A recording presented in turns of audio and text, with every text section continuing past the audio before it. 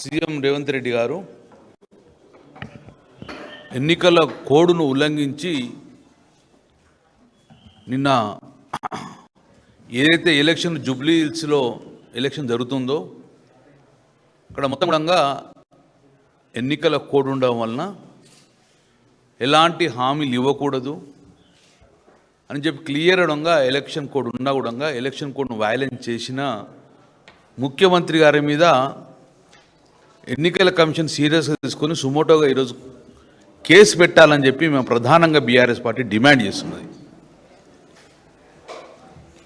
Cinema కార్మికులందరినీ cinema రంగంలో అందరూ పిలిచి అసలైన సినిమా వాళ్ళకు చూపించండి. నిన్న వాళ్ళే ప్రజలకు సినిమా చూపిస్తారు, కానీ వాళ్ళకే అబద్ధాలు చెప్పి ఒక సినిమాను చూపించొచ్చిండు రేవంత్ రెడ్డి గారు.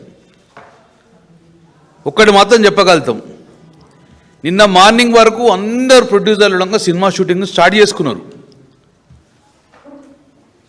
ఇంకొక గంట వరకు అయితే సినిమా షూటింగ్ స్టార్ట్ అయితే లోపల మెసేజ్ పంపి ఈరోజు మీరు అందరూ సీఎం మీటింగ్కి రావాలని చెప్పేసి బలవంతంగా మేడ మీద కత్తి పెట్టించుకపోయారు. నిజంగానే ప్రేమ ఉండి రేవంత్ రెడ్డి గారి స్పీచ్ వినాలే, రేవంత్ రెడ్డి గారి మీటింగ్కి పోవాలని చెప్పి ప్రేమ ఉంటే ఆ రోజు నిన్న మొత్తం సినిమా షూటింగ్లు క్యాన్సిల్ చేసుకుందరు మొన్ననే. కానీ సినిమా షూటింగ్లు స్టార్ట్ అయ్యే ఒక అరగంట ముందటనే వీళ్ళు మెడ మీద కత్తి పెట్టి వస్తావా సస్తావా అని చెప్పేస్తే పాపం భయంగా బిక్కున ఎక్కడ మమ్మల్ని అల్లు అర్జున్ లోపలేసి మమ్మల్ని లోపల తిరగదు భయంతో నిన్న అందరూ సాయంత్రం అటెండ్ అయింది చూసిండు. అలా ఎక్కువ శాతం భయంతో వేయరు కాబట్టి ఈరోజు వీళ్ళు అనుకున్న దాంట్లో 10% కన్నా ఎక్కువ రాలేకపోయారు. వచ్చిన వాళ్ళు భయంగా వచ్చిండ్రు, భయపడుతూ వచ్చిన నిదర్శనం. అందుకే నిన్న సీఎం గారి మీటింగు అట్టర్ ఫ్లాప్. వచ్చిన కొంతమంది కూడా మెడ మీద కత్తి పెడితే భయానికి వచ్చారు. ఎవరు భక్తిగా రేవంత్ రెడ్డి గారి మీటింగ్కి రావాలని చెప్పేసి ఎవరు అనుకోలేదు. నేను ముఖ్యమంత్రి గారిని మీద సుమోటో కేసు ఎందుకు పెట్టమంటే ఎలక్షన్ కమిషన్ ఇక్కడ అబ్జర్వ్ చేస్తుంది. నేను మళ్ళీ కూడా ఎలక్షన్ కమిషన్కు మేము రిప్రజెంట్ చేస్తాం. నిన్న 10 కోట్ల రూపాయల వెల్ఫేర్ ఫండ్ ఇస్తామని చెప్పేసి వెంటనే డిపాజిట్ చేస్తా అన్నాడు. హామీ ఇవ్వడమే ఒకటి ఎలక్షన్ వైలెన్స్. ఇమ్మీడియట్గా ఇప్పుడు 10 కోట్ల రూపాయలు నేను చెక్కే పంపించేస్తా అంటే మరి ఎలక్షన్ కమిషన్ చూస్తూ ఎలా ఊరుకుంటుంది? కామన్ మ్యాన్ ఏమైనా చేస్తే గిట్ట కేసు పెడతారు. ఎలక్షన్ కోడ్ అందరికీ వర్తిస్తాయి కాబట్టి మీరు సుమోటోగా ముఖ్యమంత్రి రేవంత్ రెడ్డి గారి మీద ఎన్నికల ఉల్లంఘన కింద కేసు పెట్టాలని చెప్పేసి మేము డిమాండ్ చేస్తున్నాం. రెండో వయలేషన్,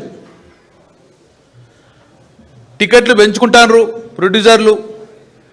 పెంచిన టికెట్కి వెళ్ళి 20% కార్మికుల వెల్ఫేర్ ఇస్తా అని చెప్పిండు. ఇమ్మీడియట్గా ఆదేశాలు ఇస్తాను కూడా చెప్పడం జరిగింది.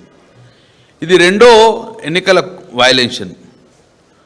మూడోది, మీ పిల్లలందరికీ ఇప్పుడే ల్యాండ్ చూసుకోండి, 4 ఎకరాల భూమిని ఐడెంటిఫై చేయమని చెప్పి అధికారులకు ఆదేశాలు ఇస్తున్నా అన్నారు. ఎన్నికల కోడ్లో అసలు ఆదేశాలు ఇవ్వకూడదు, దాన్ని ఇమ్మీడియట్ ఐడెంటిఫై చేస్తున్నారు. ఇదొక్క మూడో ఎన్నికల వైలెన్స్. నాలుగోది, అందరి సినీ కార్మికులకు కూడా కొత్త ఇల్లు కట్టిస్తా అని చెప్పింది. దానికి కూడా అధికారులకు ఆదేశిస్తున్నాను, ల్యాండ్ ఐడెంటిఫై చేయమని చెప్పడం జరుగుతుంది. అందరికీ హెల్త్ స్కీమ్ వర్తింపజేస్తున్నా అని చెప్పేసి ఇప్పుడే ఆదేశాలు ఇస్తా అని చెప్పడం జరిగింది, ఇంప్లిమెంట్ చేస్తా అని చెప్పేసి. ఇంకొకటి, ఫ్యూచర్ లేని ఫ్యూచర్ సిటీ అందరినీ కొంచెం తరలిస్తా అని చెప్తుండు. మొత్తం మందిని కూడా తీసుకుపోయి అక్కడ ఫ్యూచర్ సిటీ తరలిసి అక్కడ ఒక కొత్త సినిమా ఉంచిండు, హాలీవుడ్ని తీసుకొస్తా అని చెప్పిండు. ముఖ్యమంత్రి గారు సూటిగా చెప్తున్నాను, నేను నిన్న కార్మికులు మొత్తాన్ని ఉండగా లేకపోవడం కారణము మీ ప్రభుత్వమే. భయంతో ఇక్కడున్న తెలంగాణ రాష్ట్రాన్ని మొత్తం ఖాళీ చేసిపోయింది సినిమా రంగం. నువ్వు హాలీవుడ్ తీసుకొస్తావు, అసలు ఇక్కడున్న కార్మికులు ఇక్కడ సినీ రంగాన్ని కాపాడు, ఇక్కడ నుంచే పారిపోయినారు లేరు. నిన్న ఎలక్షన్ క్యాంపెయిన్లో మేము చూస్తే మాత్రం ఎవరు కూడా ఇక్కడ భయంతో ఉపాధి లేక పారిపోయారు, వలస వెళ్ళిపోయినారు. ఒక దిక్కు వలసలు ఆపే ప్రభుత్వం చేత కాదు, కానీ హాలీవుడ్ తీసుకొస్తా అని చెప్పి ఒక కొత్త మల్టీ కలర్ సినిమా గురించి నేను అందరికి కూడా ఈరోజు రాష్ట్ర ప్రభుత్వాన్ని నమ్మకం లేకనే మేము ఎలక్షన్ కమిషన్ డిమాండ్ ఇస్తున్నాం. ఇమ్మీడియట్గా ఇక్కడ ఎన్నికల కోడ్ ఉల్లంఘన జరుగుతుంది కాబట్టి సెంట్రల్ అబ్జర్వర్ను ఇవ్వమని చెప్పేసి, దాంతోపాటు సెంట్రల్ ఫోర్స్ను మాకు ఇవ్వమని చెప్పేసి, ఎన్నికలు శాంతియుతవర్ణంగా చట్ట ప్రకారంగా జరగాలి, ఎన్నికల కోడ్ ఉల్లంఘన జరగద్దని ఆలోచిస్తే ఈరోజు ఇమ్మీడియట్గా మాకు సెంట్రల్ అబ్జర్వర్ ఇవ్వండి, సెంట్రల్ ఫోర్స్ని ఇవ్వండి, తద్వారా శాంతియుతంగా ఎన్నికలు జరిగేందుకు అవకాశం కల్పించమని చెప్పేసి మేము కేంద్ర ప్రభుత్వ పెద్దలను మేము డిమాండ్ చేస్తున్నాం. దాంతోపాటు కేంద్ర ప్రభుత్వంలో ఉన్న భాగస్వామ్యం బీజేపీ వాళ్ళని డిమాండ్ చేస్తున్నాం. మీరు డిమాండ్ చేయండి, ఎందుకు చేస్తారు? మీ ఇద్దరం కొల్లుడై ఉన్నారా? సెంట్రల్ అబ్జర్వేషన్ కూడా మీరు డిమాండ్ చేయమని చెప్తున్నాం మేము ఈరోజు సినీ కార్మికులకు అందరూ ఇప్పుడు కొత్తగా ప్రేమ వచ్చింది. రేవంత్ రెడ్డి గారు కొత్తగా ప్రేమ ఒలుకోవేసింది. గత 2 సంవత్సరాల నుంచి ఎంత హ్యూమిలేట్ చేసిన వాళ్ళు, ఎంత ఇబ్బంది చేసినారు. కేసీఆర్ గారు 10 సంవత్సరాలలో భద్రతగా ఉన్న సినీ రంగాన్ని మొత్తాన్ని భయభ్రాంతులకు గురి చేసింది. ఈరోజు మొదటి నుంచి కూడా భయభ్రాంతులకు గురి చేసిండు. కేసులు పెట్టడం, లోపల నూకుడుదామనుడు, ఇల్లు కూలగొట్టుడు, వాళ్ళకు ఇక్కడ ఉన్న సినీ రంగాన్ని మొత్తంగా ఉపాధి లేక పారిపోవడము, ఈ రకంగా ఉన్న వ్యవస్థలో మీరు సినీ కార్మికులకు ఓటు అడిగే హక్కు లేదు.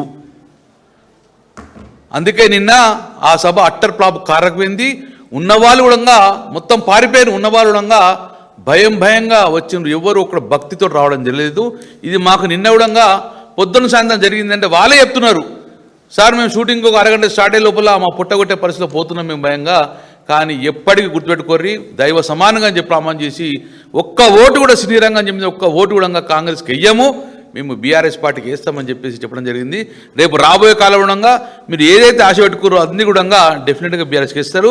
మళ్ళీ రేపు పొద్దున మళ్ళీ కూడా మీ అందరికీ బీఆర్ఎస్కి ఇచ్చిన ఈ హామీలన్నీ కూడా వట్టియే బూటం మాటలని చెప్పి, ఏదైతే 6 గ్యారెంటీలు మోసం చేసినారో రేవంత్ రెడ్డి గారు, ఇవన్నీ కూడా మీ అందరి కూడా బూటపు హామీలే అని చెప్పేసి ఎవరు నమ్మొద్దు అని చెప్పేసి మేము డిమాండ్ చేస్తున్నాం. అట్లనే సెంట్రల్ కమిటీ రావాలని చెప్పేసి మేము ప్రధానంగా డిమాండ్ చేస్తున్నాం.